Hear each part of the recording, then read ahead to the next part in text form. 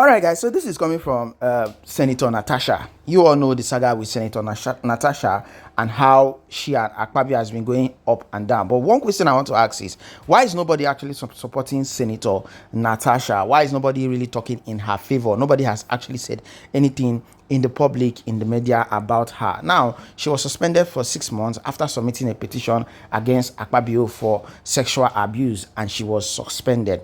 Now, she took the issue to the UN, and this video is actually coming from the UN and what the UN have to say about all of this issue. Now, she gave her explanation fully to the UN. That's the video you're about to watch here.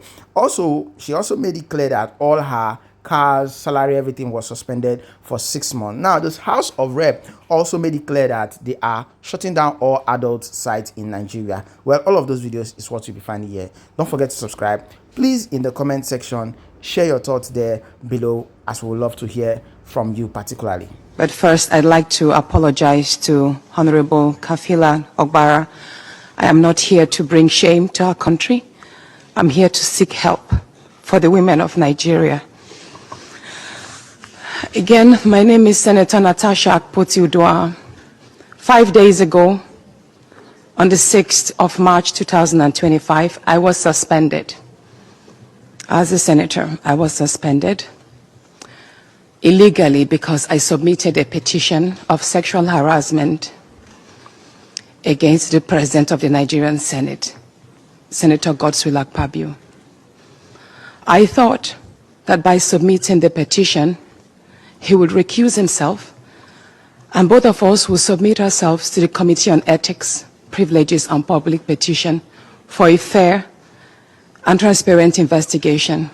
But unfortunately, I was silenced and I was suspended. I was suspended for 6 months, amongst many other stringent conditions, such as taking away my security, taking away all the officials' vehicles and other items that were handed over to me as a senator. My salaries will be cut off. I must not appear anywhere near the National Assembly.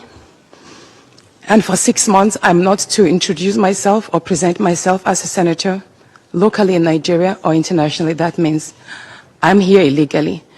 But I had no other place to go but to come here and speak to you women. Because this is a bigger picture. Hold a second. This is a bigger picture. It depicts the crisis of women political representation. My suspension is not just about me. It's about the systemic exclusion of women from political leadership in Nigeria. Women make up 3.6% of political offices.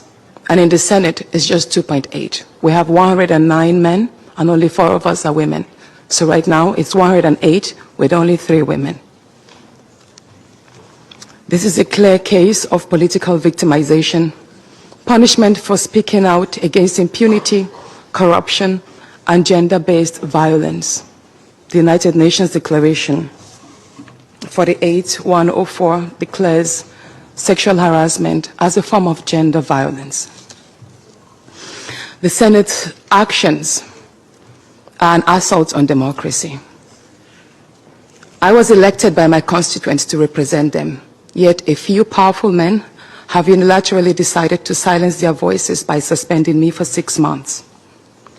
My call for an open and transparent investigation into harassment allegations have been met with hostility instead of accountability.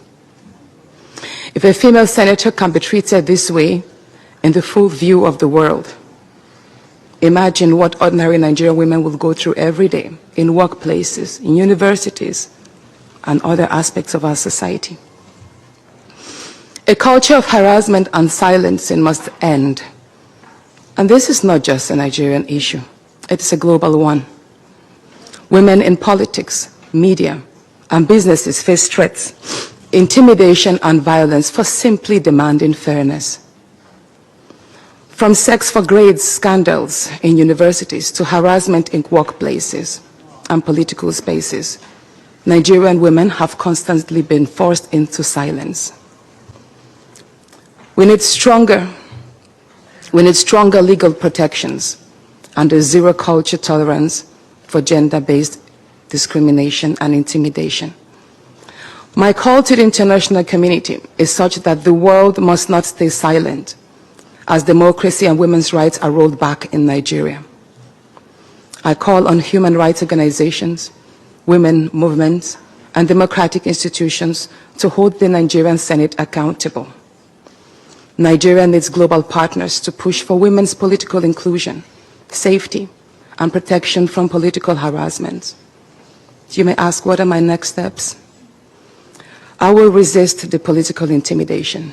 In the past few days, a number of my colleagues, my male colleagues, have reached out to me and said, Natasha, all you need to do is apologize and retract your statements. And I told them I am not going to apologize. I will not apologize for my truth.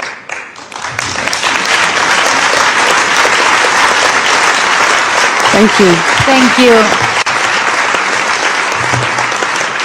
And I told them